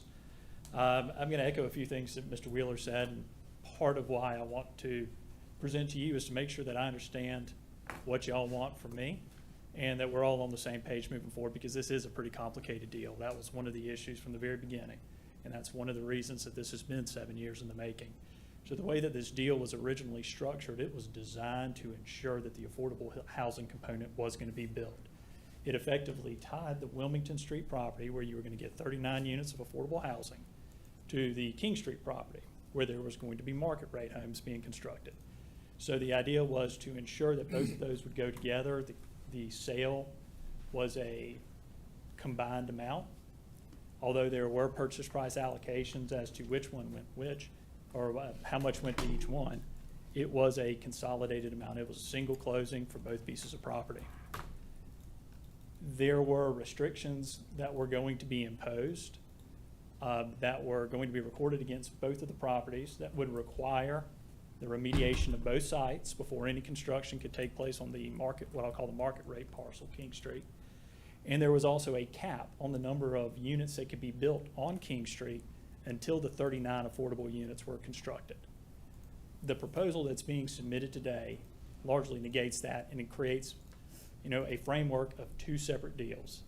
And part of the reason that Mr. Wheeler has provided such a presentation to you and detailed the 7 years, 8 years that he's been working on this, the amount of money that they've put into this, Wheeler and Wheeler, is to show to you the good faith, and I'm speaking on his behalf a little bit, but to demonstrate to you the good faith that he and his team have put into this project in order to hopefully convince the county to sever these two deals to allow King Street to be developed and then have the affordable site separated. Right now, under the agreement, where we stand, it's, the due diligence period has expired. Closing is either, I believe closing was supposed to occur earlier this month, but because of those delays as outlined, we're just trying to work through the parameters. So in moving forward, part of this amendment would be the severing of these two deals. And that would remove a lot of what the contractual guarantees are for the development of the affordable housing component. So in theory, you could buy the King Street property for 50-something thousand.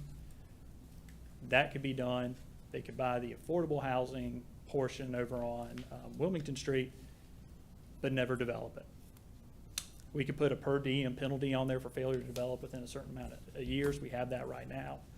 But it's also contingent upon state housing funding. And that's a pot that we're never certain that anybody's going to get to. And that's part of the reason there have been these delays.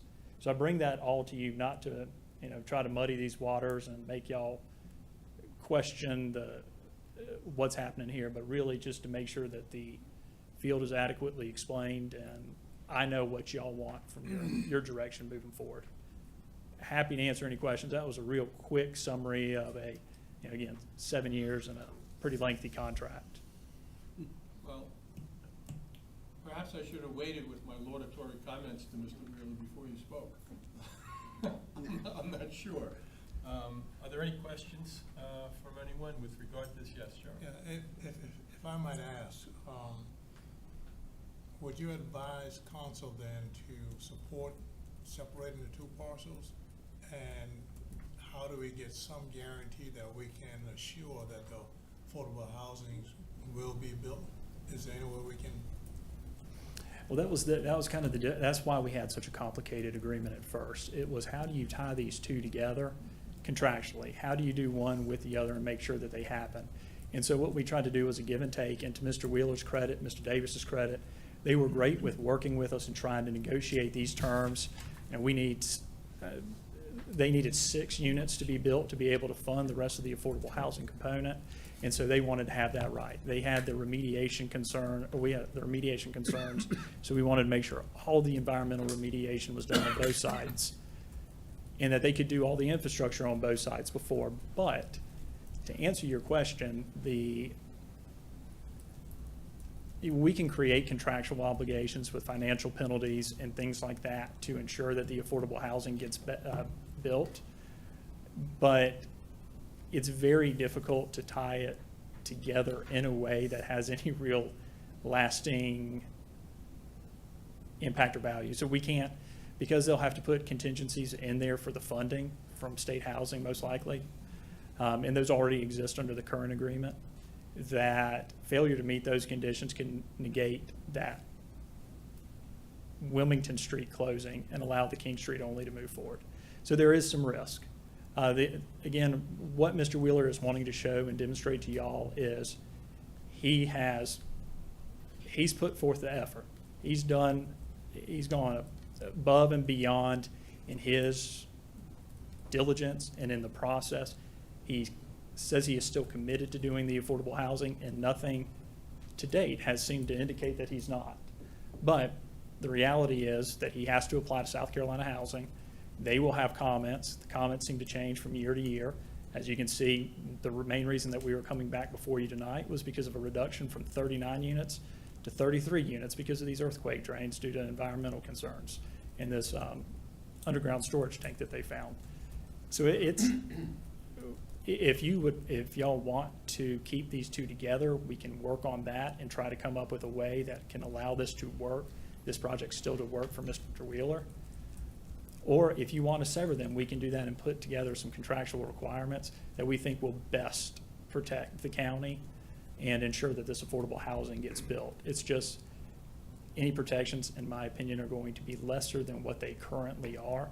But the way they currently are, doesn't seem like it's going to be able to get built according to Mr. Wheeler, because it's going to be another 2 years for the funding cycle to start up again.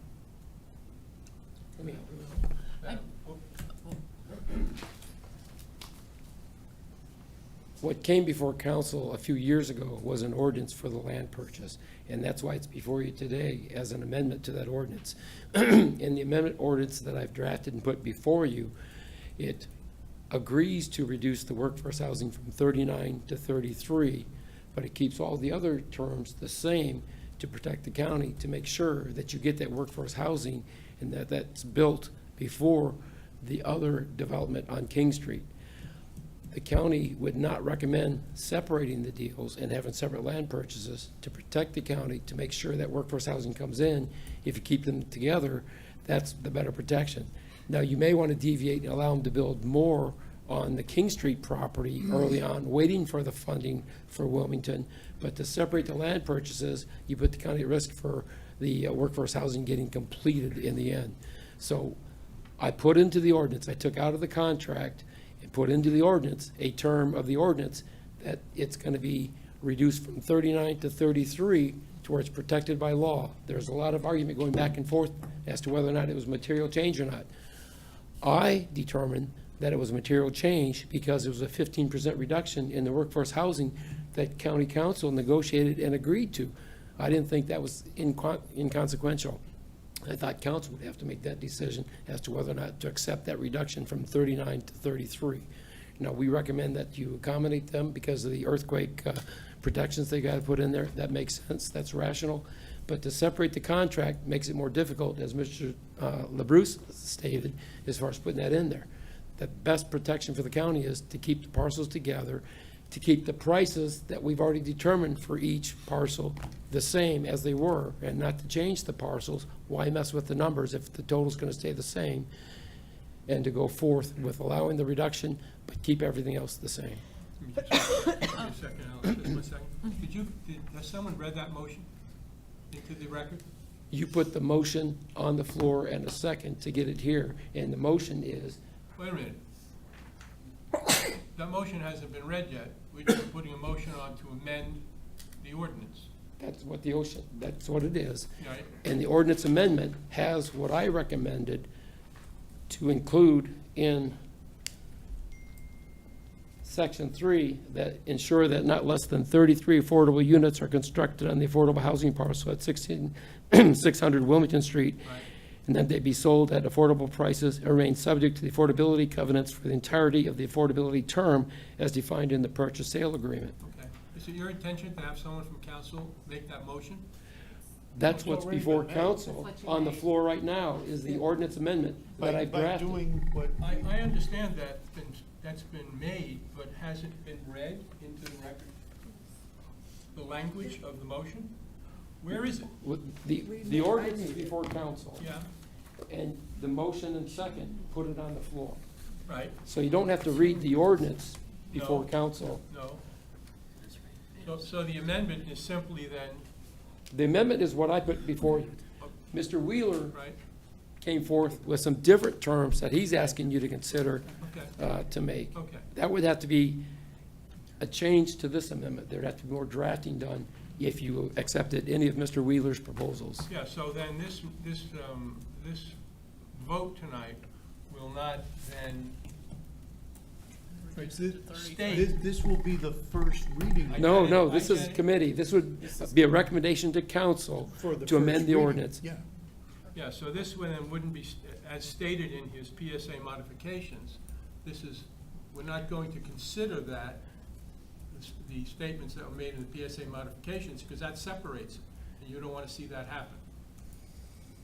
The PSA separation, I don't, Modifications is what he the called it. county ordinance amendment before you does not include separating the parcels Yeah, or changing the dollar values. okay, It just reduces the number. It just reduces the number. okay.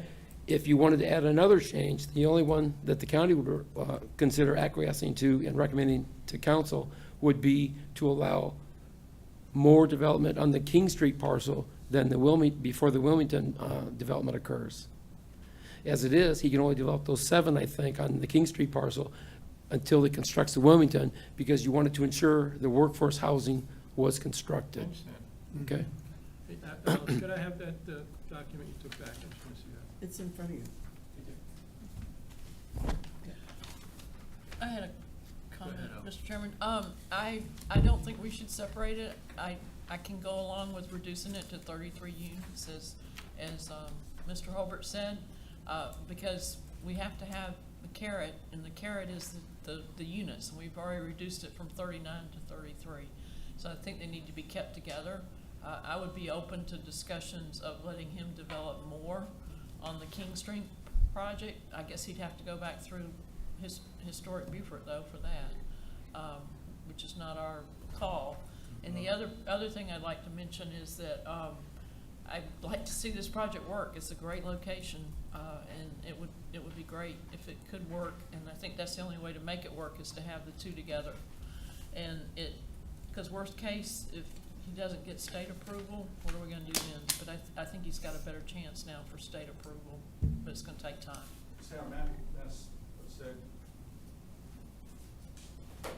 Just for clarification, I appreciate this is very complicated. We don't need approval for the 6. I want to make sure we're clear. We already have approved the jail and 6 houses on property we already own. Okay. The additional homes that will be built on the King Street site are 7. And we agreed voluntarily not to build those 7 homes. So the 6, we have the ability to do that today. We offer that as good faith. What we really need to happen from our perspective is it's going to cost a lot of money to demolish that administration building that's vacant. We can't do anything on the Wilmington site until you relocate those people. We were even approached by council about building a commercial building to make that happen 2 years ago. And then you guys went in a different direction. So we've tried everything to be as cooperative as we can. The main thing for us is engineering the King Street site without demolishing that building is an expensive process. If we could demolish that building, do the engineering on the site, which now we're prohibited from doing until we do the remediation on Wilmington, that would be of some help as well. And I had not seen the amendment, so I was not exactly what was being, nobody sent me a copy of what was being proposed today. So We were waiting for the amendment terms from you, but we never got them. those were sent 2 weeks ago. Okay, so you're just raising my level of not understanding this, because So this amendment will allow the county administrator to consider all the details that we've discussed here today and incorporate those into an agreement that will eventually be signed. Am I right about that? There's an awful lot of talking going on here. No, and sir. I have never even seen this until now. Well, that was in the package, that was. Yes, I understand that, but that doesn't appear to me, this is like 10 paragraphs, and there was a simple one sentence for the amendment to the ordinance. I understand this is the amendment, but my question is, does everything that was discussed here give the county administrator the authority to incorporate all those details into a final document? No. All the discussion that's occurred here, as far as the proposals from Mr. Wheeler's presentation, council would have to give guidance to us, and then we would have to have guidance to put that into the purchase sale agreement. It doesn't have to be in the ordinance necessarily. What may have to, it would take more tweaks for the ordinance amendment, I think, as far as if we're gonna bifurcate the property, which we don't recommend. Well, right. As far as the construction on the King Street property, if you want to allow him to build those other 7 houses before the Wilmington Street workforce housing parcels are built, that would have to be taken, and that could be done in the purchase sale agreement, potentially. Let me let Mr. LaBruce, he's been working this for the entire period for the county on the purchase sale agreement. But for the ordinance amendment, we have to understand what the terms are, and we have to agree to those before council agrees to amend the ordinance, unless you want to give all that unfettered discretion to the administrator. Well, that was my question. Yeah. You could, but we need guidance from council as far as what terms are acceptable, because there are key terms and there are I understand. consequential terms. You expect to get that here tonight? I'm looking for guidance from council as far as whether or not they're willing to amend the ordinance. Right. Now, as you know, you can have other changes at the first reading or second reading. Right. And we can get guidance from the committee here as far as what terms they heard from Mr. Wheeler that they like to accept. And we could put those forth in the draft purchase sale agreement, which should be part of the package when it gets to council for first reading. We don't have those terms worked out between Mr. LaBruce and Senator Davis yet. But once we get those to where we have a draft purchase sale agreement with the terms that council is willing to amend, we can bring that forth. But we need the guidance from you as far as what you like or don't like from Mr. Wheeler's presentation Yeah. and from the position that you've heard from Mr. LaBruce and myself. And I'll ask that question again. Do you expect to receive that tonight, or can we move this forward for further discussion and negotiations so that a product can come back to us on a second reading? We can, there's been no first reading. This is just a recommendation to council, I understand. and the council will be the first reading. Correct. What we're looking for is, if you recommend approval on this ordinance to council, that would go forth. If you'd like us to consider additional terms as requested by Mr. Wheeler, we need that guidance so we can make those changes to the purchase sale agreement, have them ready for your first reading. They could occur there. There could be further discussion at the first reading, and you could have more amendments before the second amendment or the second reading for that to occur. There's going to be negotiation there, but we need the guidance from council as far as what's acceptable as far as amending the contract. You already have a contract in place. You don't have to make any changes if you don't want to. He's like, no, we've got a deal, stick to the deal. Or because of the earthquake complications, you can agree to reduce the workforce housing, which we agreed was reasonable, so we supported that. The other changes, you didn't get my support from. Right, and that's all in here. That codified, or attempts to codify, the reduction from 39 to 33 makes it a law. So there's no question as far as, is that a material change if you want to change that again before it's constructed? It's in the ordinance. 33 homes are what you're going to have to stick to unless you bring it back to us and change the law, which requires 3 readings. Okay, and what about the severance? That would be, you would have to tell us that you're willing to accept that and make a recommendation. And then we could have a draft of that ready for the first reading of council if the committee recommended it. But it would, again, be, what does a majority of council at the first reading recommend or approve? That's where it'll formalize. Go ahead, Joe. Did anyone on this committee received Mr. Wheeler's presentation before he gave it today? I think it's very important that we have that we read it, digest it, and make recommendations. I will support us moving forward with what is being proposed, and then we can have that further discussion appropriately now that we have some information at the first reading. There was a page stated of PSA modifications that clearly outlined what Mr. Wheeler was trying to achieve. And I heard it here tonight, but I don't know if we're supposed to be considering that tonight and come back with a recommendation before we leave the room, or if we can move this forward and then have this discussed, and everyone can come back with a logical piece of paper that contains all of the possibilities that we would like to have going forward. Hearing all of this, what I would recommend is that we defer this to the next Natural Resources Committee, come back again, having reviewed all of this, and allow further discussions between the county and Mr. Wheeler as far as the terms, to have a more defined recommendation from the staff. Mr. Wheeler's been waiting for 7 years. I don't think another 30 days is going to break his heart. But the situation here is such that I think unreasonable demands are being placed on the committee tonight without all of the information they need to make a decision. And if anyone disagrees with me, just correct me if I'm wrong. But I'm not sure I understand what we're authorizing with this ordinance to amend the ordinance, if this is what we're talking about, or if there are other things to be considered, such as severance, no severance, 39 to 33, it doesn't seem to be a big objection. Yeah, we met with Mr. Wheeler and Senator Davis last week. Yeah. And as part of that discussion, they talked about separate, not separate. And when we left that meeting, we agreed not to separate was our recommendation position. Okay. We were waiting for terms to come in for them to work out back and forth and to hope to have a draft purchase sale agreement, but we didn't get to that, and that's what we are where we are. That's not in here. No, sir. So can I make a comment, though? It's starting on page 89 in the packet is the memo in your hand, and all of the backup material that Mr. Wheeler has talked about for 7 years, it's all here. It's not like we didn't get it. Right. So it's all in the packet. It goes to page 146. There's a whole lot of stuff in here. Well, maybe in the packet, but it's not necessarily in the ordinance Because to amend the other ordinance. Because the county only recommended the 39 to 33. That's what I put into the ordinance. Okay. And I put it in the ordinance. Otherwise, it would have just been in the purchase sale agreement of the contract and amended that way. Okay. But I wanted to make sure that there's no question about the materiality of the number of units that had to be built for affordable housing. Being reduced from 39 to 33. Okay.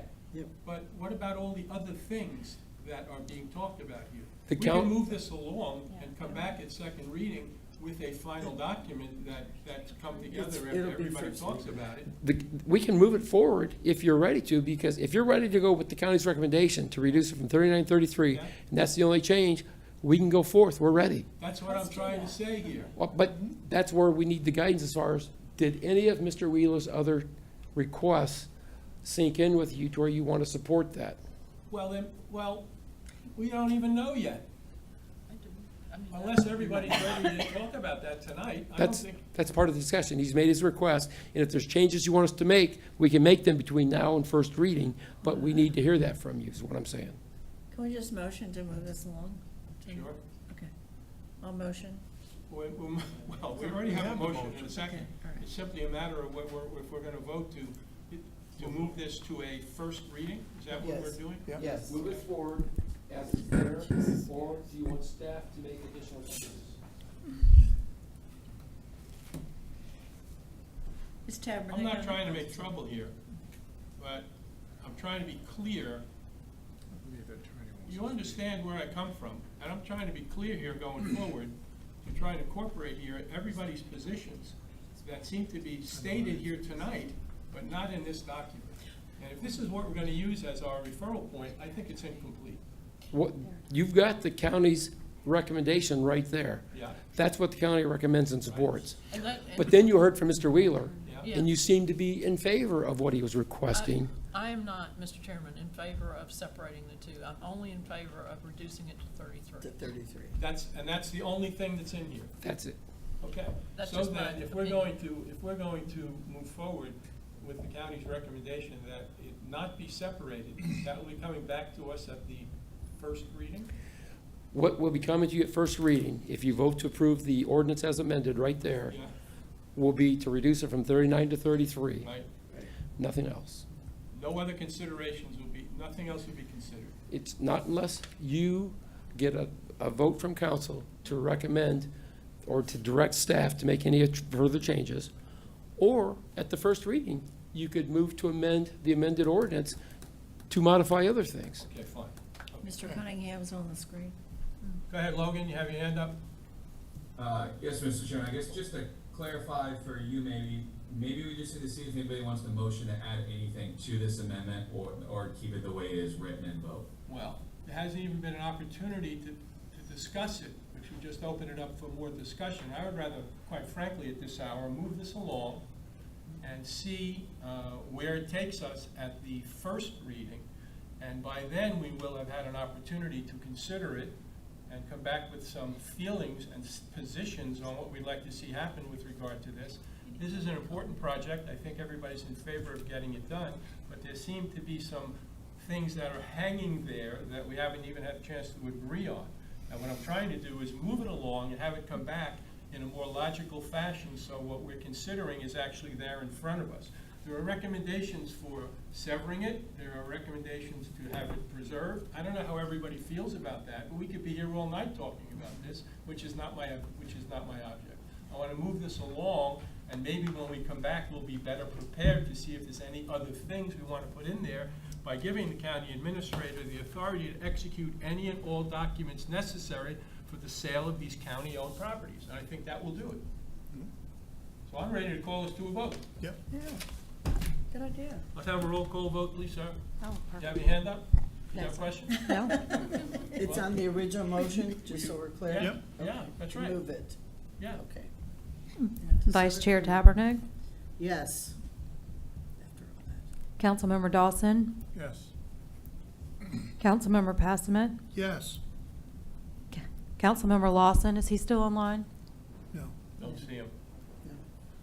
He is, his camera's not on. Sorry, okay. Councilmember Cunningham, Yes.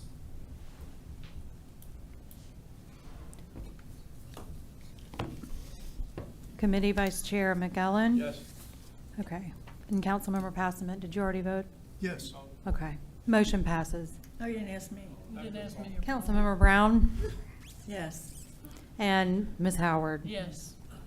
That's everybody. Sorry, Sounds this sheet is unanimous. wrong. Sorry for my, I'm not really sorry. I just want to make sure that we're all on the same page here. It seems to me there's a lot left unsaid that needs to be settled, and I don't think it's smart for us, considering we have another meeting after this one, keep talking about this here until there's some discussion that takes place back channel to discuss some of these things. Actually considering the statements made in that PSA modification that had a whole list of things to be considered that aren't here anywhere.